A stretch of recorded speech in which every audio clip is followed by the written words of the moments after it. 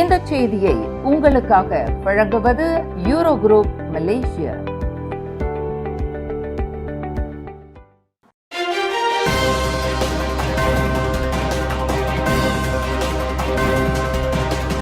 வணக்கம். திசைகளின் 10 மணி செய்திகள். இனவாத அரசியலுக்கு முற்றுப்புள்ளி வையுங்கள், பிரதமர் அன்வார் வேண்டுகோள்.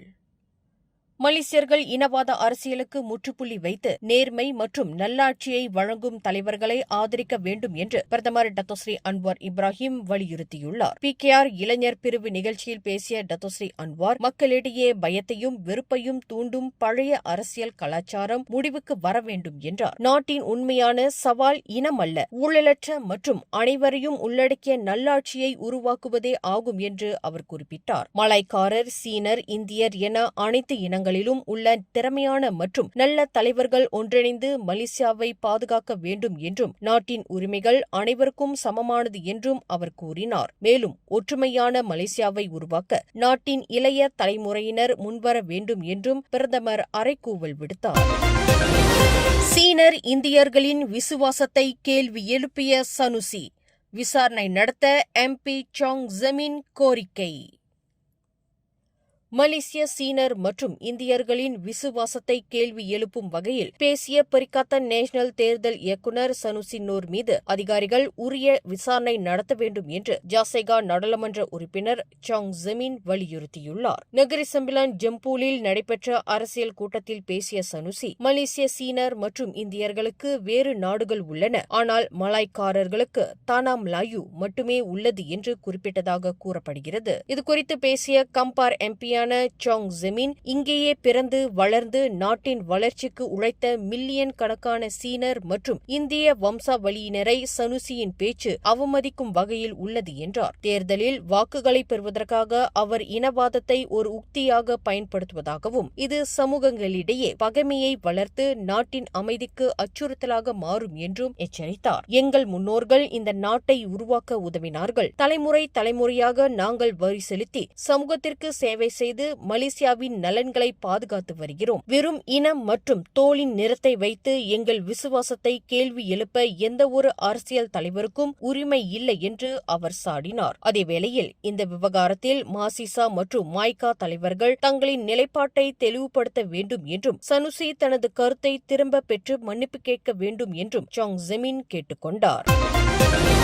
நெகிரி செம்பிலான் மாநில தேர்தலில் பாரிசான் நேஷனல் மற்றும் பெரிக்காத்தன் நேஷனல் இடையிலான உடன்பாடு வெற்றி பெற்றால் அது 16வது பொது தேர்தல் வரை நீடிக்கலாம் என்று ஜாசைகா பொதுச் செயலாளர் ஆந்தனி லாக் தெரிவித்துள்ளார். பக்கத்தான் ஹரப்பானை வீழ்த்துவதற்கு இந்த இரு கூட்டணிகளும் ஆகஸ்ட் 1ஆம் தேதி நெகிரி செம்பிலான் மாநில தேர்தலை ஒரு பரிச்சார்த்த முயற்சியாக பயன்படுத்துகின்றன. இதில் அவர்கள் வெற்றி பெற்றால் மலாய் வாக்காளர்களின் பெரும்பான்மை ஆதரவை பெற முடியும் என்ற நம்பிக்கையில் வரும் தேர்தல்களிலும் இக்கூட்டணியை தொடர ஊக்குவிக்கப்படுவர். எனினும் அரசியலில் ஒன்றும் 2 என்ற கணக்கு எப்போதும் பலிக்காது என்றும், இந்த அரசியல் தர்க்கத்தை மலாய் வாக்காளர்கள் ஏற்றுக்கொள்வார்களா என்பது இன்னும் தெளிவாகவில்லை என்றும் லாக் குறிப்பிட்டார். இத்தேர்தலில் பாரிசான் நேஷனல் 25 இடங்களிலும் பெரிக்காத்தன் நேஷனல் 11 இடங்களிலும் போட்டியிடும் வேளையில் பக்கத்தான் ஹரப்பான் கூட்டணி 36 தொகுதிகளிலும் தனித்து போட்டியிடுகிறது. நெகிரி செம்பிலான் மாநில வீடமைப்பு, ஊராட்சி மற்றும் போக்குவரத்து ஆகிய 3 முக்கிய துறைகளுக்கும் பொறுப்பேற்றுள்ள ஒரே இந்திய ஆட்சிக்குழு உறுப்பினர் என்ற முறையில் தமிழ் பள்ளிகள் மற்றும் ஆலயங்களின் நில விவகாரங்களுக்கு தீர்வு காண்பதில் தாம் உறுதியாக இருப்பதாக ஜே அருள்குமார் தெரிவித்துள்ளார். தமது துறைக்கு உட்பட்ட வீடமைப்பு மேம்பாட்டு திட்டங்களின் போது இவற்றின் நலன்கள் புறக்கணிக்கப்படாமல் மாற்று நிலங்கள் கிடைப்பதை தாம் தொடர்ந்து உறுதி செய்து வருவதாக நெகிரி செம்பிலான் மாநில தேர்தலில் தமது நீலாய் தொகுதியை மீண்டும் தற்காத்துக் கொள்வதற்கு பக்கத்தான் ஹரப்பான் வேட்பாளராக போட்டியிடும் அருள்குமார் குறிப்பிட்டார். இதற்கு சிறந்தொரு சான்றாக சிரம்பான் லாபு தமிழ் பள்ளி பிரிவு 4 அவர் சுட்டிக்காட்டினார். வெறும் 17 மாணவர்கள் மட்டுமே பயில்கிறார்கள் என்ற காரணத்திற்காக அப்பள்ளி கைவிடப்படவில்லை. மாறாக சிரம்பானில் அமையவிருக்கும் பிரம்மாண்ட மலேசிய விஷன் வேலி எனும் MVV நகர் திட்டத்தில் இப்பள்ளிக்கு மாற்று நிலமாக 6 ஏக்கர் நிலம் பெற்று தந்துள்ளதாக அருள்குமார் விவரித்தார். குறிப்பாக நான் நெகிரி செம்பிலான் மாநிலத்துடைய ஊராட்சி மன்றம், வீடமைப்பு மற்றும் போக்குவரத்துடைய ஆட்சிக்குழு உறுப்பினர். ஒவ்வொரு மேம்பாடுகள் வரும்போது கண்டிப்பாக சில முக்கிய கூட்டங்களில் அதில் நாம் இடம் பெற்றிருக்கிறேன். ஸோ அந்த இடம் பெற்றிருந்த போது இந்த மாதிரி மேம்பாடுகள் வரும்போது அது ஆலயங்களாக இருந்தாலும் சரி, நம்முடைய தமிழ் பள்ளிகளாக இருந்தாலும் சரி, தோட்டப்புறங்களில் கண்டிப்பாக ஒரு எஸ்டேட் மேம்பாடு வரும், ஒரு புதிய டவுன்ஷிப் வரும். ஸோ அங்க நம்ம இருந்தனால இந்த பிரச்சனையெல்லாம் நீங்க தீர்த்த பிறகுதான் மேம்பாடுக்கான அனுமதி நாங்கள் கொடுப்போம் என்ற அந்த ஒரு விதிமுறையும் நம்ம வந்து செயல்படுத்தி வந்தோம். காரணம், அந்த இடத்தில் நான் ஒரு இந்தியனாக இருக்கும்போது நான் அங்க இருந்த காரணத்தினால் இன்றைக்கு ஆலய பிரச்சனை என்று வரும்போது ஏறக்குறைய ஒரு 30க்கும் மேற்பட்ட ஆலய பிரச்சனை, நில பிரச்சனையை வந்து தீர்த்திருக்கின்றோம். நான் அந்த எக்ஸ்கோல் அங்க இல்லைன்னா இது தீர்க்கப்பட்டிருக்குமா என்பது வந்து கேள்விக்குறி. ஏன்னா நமக்கு தெரியாமல் செயல்படுத்தியிருப்பார்கள். ஸோ அதனால்தான் நெகிஸ்மினா மாநிலத்தை பொறுத்தவரை, நெகிஸ்மினா மாநிலம் மட்டுமல்ல, ஐ திங்க் மலேசியாவில் உள்ள அனைத்து மாநிலங்களிலும் இந்த ஊராட்சி மன்றம், வீடமைப்பு மற்றும் போக்குவரத்து துறையுடைய ஒரே ஆட்சிக்குழு உறுப்பினர் என்றால் அது நெகிஸ்மினா மாநிலத்தில் மட்டும்தான் இருந்தது. ஸோ அதன் காரணத்தினால்தான் நம்ம வந்து இவ்வளவு பிரச்சனைகளை வந்து நம்ம வந்து சால்வ் பண்ண முடியுது. குறிப்பாக இந்த லாபு 4 தமிழ் பள்ளி, இந்த லாபு 4 தமிழ் பள்ளி வந்து பல ஆண்டுகள் அவர்கள் வந்து மாற்ற வேண்டும் என்ற ஒரு சூழல் இருந்தது. ஸோ இந்த மேம்பாடு வரும்போது, இந்த MBV சிட்டியில் மேம்பாடு வரும்போது, அந்த மேம்பாட்டாளரும் பேச்சுவார்த்தை நடத்தி 6 ஏக்கர் நிலத்தை நீங்கள் அரசாங்கத்திடம் கொடுங்கள், பள்ளிக்கூடத்துடைய ரிசர்வ்க்கு. அதனை நான் தமிழ் பள்ளிக்கூடத்திற்கு நான் ஒதுக்குவதற்கான முயற்சியை வந்து நாம் எடுப்போம் என்று குறிப்பிட்டோம். அதே போல அந்த மேம்பாட்டாளரும் அதை வந்து நம்மிடம் அரசாங்கத்திடம் 6 ஏக்கர் நிலத்தை கொடுத்தார். நான் வாக்குறுதி கொடுத்தது போல அந்த 6 ஏக்கர் நிலத்தை மறுபடியும் நாம் வந்து பள்ளியுடைய நிர்வாகத்தினருக்கு நாம் வந்து ஒப்படைத்தோம். ஸோ அதன் மூலமாக தான் அந்த மேம்பாட்டாளரும் பேச்சுவார்த்தை நடத்தி ஏறக்குறைய ஒரு 9 மில்லியன் செலவு, ஏறக்குறைய ஒரு 12 வகுப்பறைகள், 13 மற்ற கிளாஸ், ஒரு மண்டபம், கேன்டீன், 2 பாலர் பள்ளிகள், திடல் என்ற வசதிகள் எல்லாம் செய்து ஏறக்குறைய ஒரு 9 மில்லியன் செலவில், அதிலும் அந்த மேம்பாட்டாளரும் பேச்சுவார்த்தை நடத்தி அவர்கள் அதில் பாதி செலவை வந்து அவர்கள் ஏற்றுக்கொள்வதற்கும் அவர்கள் வந்து ஒப்புதல் கொடுத்தார். ஸோ அங்கிருந்து தான் நாம் ஆரம்பித்தோம். ஸோ இன்றைக்கு வந்து அந்த பள்ளிக்கூடம் கட்டி முடிக்கப்படும் போது ஏறக்குறைய ஒரு 400 மாணவர்கள் அந்த பள்ளியில் படிக்கலாம். இன்றைக்கு ஏறக்குறைய 17 மாணவர்கள் மட்டும்தான் அந்த பள்ளியில் இருக்கின்றார்கள். நாம் இன்றைக்கு 17 மாணவர்கள் இருக்கின்றார்கள், அதனால் இன்னொரு பள்ளிக்கு இன்னொரு பள்ளி புதுசாக கட்டுவதற்கான அவசியம் இல்லை என்று நாம் பார்க்கக்கூடாது. எதிர்காலத்தில் அந்த மேம்பாட்டு திட்டத்தில் எவ்வளவு இந்தியர்கள் வருவார்கள், எதிர்காலத்தை பற்றி நாம் வந்து இன்றைக்கு அதனை வந்து நம்ம வந்து யூகித்தால் கண்டிப்பாக அதனுடைய தேவை அங்கே இருக்கிறது. அதன் அடிப்படையில் தான் அதற்கான அனைத்து நிதிகளையும் பெற்று, மேலும் வைபி ஆந்தனிலோ அவர்கள் மூலமாக பிரதமரிடமிருந்து டாக்டர் ஸ்ரீ அன்வார் இப்ராஹிம் அவர்களிடமிருந்து மேற்கொண்டு இன்னொரு 2 மில்லியனை பெற்று இன்றைக்கு அனைத்து அனுமதியும் கிடைத்துவிட்டது, நிலம் கிடைத்துவிட்டது, மானியமும் கிடைத்துவிட்டது. ஸோ இன்றைக்கு வந்து அந்த பள்ளிக்கூடத்தை வந்து நம்ம அங்கே கட்டுவதற்கான அடுத்த கட்டத்தில் நாம் இருக்கின்றோம். ஸோ இன்றைக்கு 17 மாணவர்கள், ஆனால் கண்டிப்பாக இந்த பள்ளிக்கூடம் இன்னும் 1 அல்லது 1.5 ஆண்டுகளுக்கு கட்டி முடிக்கும் போது குறைந்தது அடுத்த ஒரு 5 ஆண்டுகளில் அட்லீஸ்ட் ஒரு 400 மாணவர்களாவது இருப்பார்கள் என்ற நம்பிக்கை நம்மிடம் இருக்கின்றது. அந்த காலகட்டத்தில் இன்றைக்கு இருக்கின்ற அந்த கட்டிடம் போதாது, ஃபேஸ் 2க்கும் நாம் வந்து அங்கே திட்டம் வைத்திருக்கின்றோம். நெகிரி செம்பிலான் மாநிலத்தில் பக்கத்தான் ஹரப்பானின் நிலையான அரசாங்கம் அமைந்தால் மட்டுமே இதுபோன்ற இந்தியர் நலன், தமிழ் பள்ளி மற்றும் ஆலய நில விவகாரங்களுக்கு தொடர்ந்து நல்லதொரு தீர்வு காண முடியும் என்றும் நீலாய் தொகுதியில் 5 முனை போட்டியை எதிர்நோக்கி இருக்கும் பக்கத்தான் ஹரப்பான் வேட்பாளரான ஜே அருள்குமார் வலியுறுத்தினார். பட்டாலிங் ஜெயா மற்றும் டமன்சாரா தொகுதி மக்களுக்கான நிதி ஒதுக்கீடு குறைக்கப்பட்டதாக கூறப்படும் புகாரை பிரதமர் டாக்டர் ஸ்ரீ அன்வார் இப்ராஹிம் திட்டவட்டமாக மறுத்துள்ளார். இன வேறுபாடின்றி மக்களுக்கான மேம்பாட்டு திட்டங்களும் பள்ளி உதவிகளும் தொடர்ந்து வழங்கப்படும் என்றும், நிதி ஒதுக்கீடுகள் இடைத்தரகர்கள் இன்றி நேரடியாகவே சமூகத்திற்கும் திட்டங்களுக்கும் கொண்டு சேர்க்கப்படுவதாகவும் அவர் விளக்கமளித்தார். இளைஞர்களுடன் நாம் அனைவரும் எனும் நிகழ்ச்சியில் பேசிய அவர், மக்களுக்கு திட்டங்கள் சேர வேண்டும் என்பதுதான் முக்கியம். பள்ளிவாசல், ஆலயம், கடைகள், வடிகால் என அனைத்து பணிகளும் தோய்வின்றி தொடரும் என்றார். முன்னதாக பட்டாலிங் ஜெயா MP லீ சின் சுங் மற்றும் சுபாங் MP வாங் சென் ஆகியோர் தங்களின் தொகுதி நிதி ஒதுக்கீட்டு தளமான மை ஹாஸ் அணுகலை இழந்துள்ளதாக புகார் கூறியிருந்தனர். நிதி அமைச்சருமான அன்வார் பேசுகையில், சில ஸ்லாங்கூர் நாடாளுமன்ற தொகுதிகளில் இன்னும் பயன்படுத்தப்படாத நிதி எஞ்சியுள்ளதாக குறிப்பிட்டார். அதன்படி சுபாங் தொகுதியில் 1.6 மில்லியன் ரிங்கெட்டும், பட்டாலிங் ஜெயா தொகுதியில் 3 மில்லியன் ரிங்கெட்டும் இன்னும் பாக்கி இருப்பதாக அவர் சுட்டிக்காட்டினார்.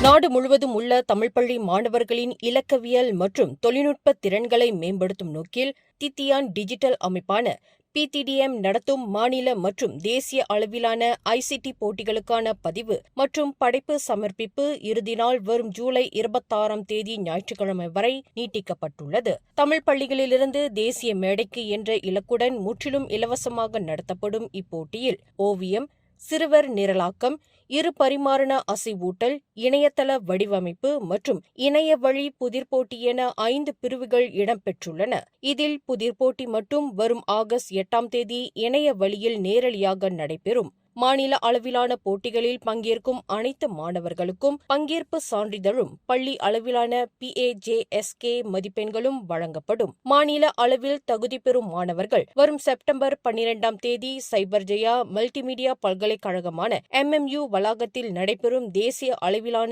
இறுதிப் போட்டியில் போட்டியிடுவர். தேசிய அளவில் சிறந்து விளங்கும் மாணவர்களுக்கு கைக்கணினி, வெற்றி கிண்ணம், சான்றிதழ்கள் மற்றும் PAJSK மதிப்பெண்கள் பரிசாக வழங்கப்படும். மாணவர்கள், ஆசிரியர்கள், பெற்றோர்கள் இந்த அரிய வாய்ப்பை பயன்படுத்தி பதிவு படிவம் மற்றும் விதிமுறை கையேடு வழியே உடனடியாக பதிவு செய்யுமாறு திட்டத்தின் தலைவர் குணசேகரன் கருப்பையா கேட்டுக் கொண்டுள்ளார். கூடுதல் விவரங்களுக்கு திருமதி இமைச்சாரணி 0143067868 என்ற எண்களில் அவர்களை தொடர்பு கொள்ளலாம். சென்னை தோட்ட ஸ்ரீ மகா மாரியம்மன் ஆலய 46ஆம் ஆண்டு திருவிழா நூற்றுக்கணக்கான பக்தர்களையும் மக்களையும் ஒன்றிணைத்து ஒற்றுமை, ஆன்மீகம் மற்றும் நல்லிணக்கத்தை பிரதிபலிக்கும் வகையில் சிறப்பாக நடைபெற்றதாக மலேசிய தொடர்புத்துறை துணை அமைச்சர் தியோனி சிங் தனது முகநூல் பக்கத்தில் குறிப்பிட்டுள்ளார். 46 ஆண்டுகளுக்கும் மேலாக இயங்கி வரும் இவ்வாலயம் வழிபாட்டு தலமாக மட்டுமல்லாமல் ஆன்மீகம், கலாச்சாரம் மற்றும் சமூக ஒற்றுமையை வளர்க்கும் முக்கிய மையமாகவும் திகழ்வதாக அவர் தெரிவித்தார். இந்த அர்த்தமுள்ள நன்னாளில் ஆலயத்திற்கு 5000 ரிங்கிட் நிதியுதவி வழங்கியதில் மகிழ்ச்சி அடைவதாகவும், இந்த நிதி ஆலய நிர்வாக குழுவின் கலாச்சார மரபுகளையும் பாரம்பரியத்தையும் தொடர்ந்து பேணி பாதுகாக்கும் பணிகளுக்கு பயனளிக்கும் என நம்புவதாகவும் அவர் கூறினார். மேலும் திருவிழாவை சிறப்பாக ஏற்று நடத்திய அனைவருக்கும் தனது மனமார்ந்த பாராட்டுகளை தெரிவித்துக் கொண்ட அவர், இந்த ஆண்டு திருவிழா நமது நாட்டின் பல இன, மத நல்லிணக்கம், ஒற்றுமை மற்றும் பரஸ்பர மரியாதையை மேலும் வலுப்படுத்தும் ஒரு சிறந்த எடுத்துக்காட்டாக தொடர்ந்து திகழும் என எதிர்பார்க்கப்படுவதாகவும் குறிப்பிட்டுள்ளார். பினாங்கு மாநிலத்தின் செப்ராங் பிராய் ஸ்லாத்தான் பகுதியில் நீர் விநியோகத்தை மேலும் மேம்படுத்தும் நோக்கில் சுங்காய் கரியான் பகுதியில் 216 மில்லியன் ரிங்கெட் செலவில் புதிய நீர் சுத்திகரிப்பு நிலையம் அமைக்கப்பட உள்ளதாக பினாங்கு முதலமைச்சர் சாவ் கொன்யோ தெரிவித்துள்ளார். ஏற்கனவே இப்பகுதியில் நீர் சுத்திகரிப்பு நிலையங்கள் கட்டப்பட்டு பிரச்சினைகள் தீர்க்கப்பட்டுள்ள நிலையில் 80 மில்லியன் லிட்டர் நீர் கொள்ளளவு கொண்ட இந்த புதிய நிலையம் அடுத்த ஆண்டு பாதியில் நிறைவடையும் போது நிலைமை இன்னும் மேம்படும் என்று அவர் கூறினார். இத்திட்டத்திற்கு பேங்ராயட் நிறுவனம் 80 விழுக்காடு நிதியுதவி அளிக்கிறது. இன்யா இன்ஜினியரிங் நிறுவனம் இந்த கட்டமைப்பை உருவாக்கி 30 ஆண்டுகள் இயக்கிய பிறகு பினாங்கு நீர் வழங்கல் கழகத்திடம் உரிமையை ஒப்படைக்கும். கிடா மாநிலத்தின் சுங்கைமுடா நதியை மட்டுமே பினாங்கு மாநிலம் முழுமையாக நம்பியிருக்கிறது. இதனால் எதிர்காலத்தில் ஏற்படும் பிரச்சினைகளை தவிர்க்க பினாங்கு அரசாங்கம் தண்ணீருக்கான மற்ற புதிய நீர் ஆதாரங்களை தேடி வருகிறது. இதன் மூலம் பினாங்கு மாநிலத்தின் பெரும்பகுதி தண்ணீருக்காக ஒரே ஒரு சுத்திகரிப்பு நிலையத்தை மட்டும் சார்ந்திருக்கும் நிலை மாறும் என்று அவர் குறிப்பிட்டார்.